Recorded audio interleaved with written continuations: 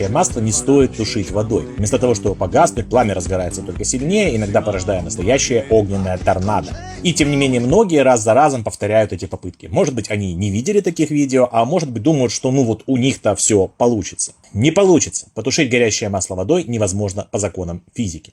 Противопожарное действие воды основано на том, что вода изолирует очаг возгорания от доступа кислорода, а также охлаждает его. С маслом это не работает, потому что масло легче воды.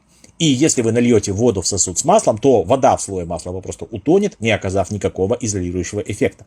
И хуже того, если масло загорелось, то это значит, что его температура составляет свыше 200 градусов Цельсия. То есть налитая в такое масло вода моментально закипит. Бурное кипение воды приведет к разбрызгиванию масла и увеличению площади его контакта с воздухом. Произойдет самый настоящий объемный взрыв.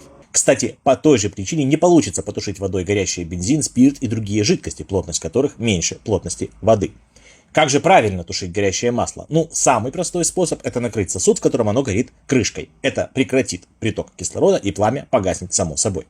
Того же эффекта можно добиться, засыпав горящее масло солью, содой, землей из цветочного горшка или просто накрыв толстой тканью. Только убедитесь, что эта ткань сделана из натуральных материалов, потому что легко горючая синтетика не подходит. Учите физику, и однажды полученные знания могут спасти вам жизнь.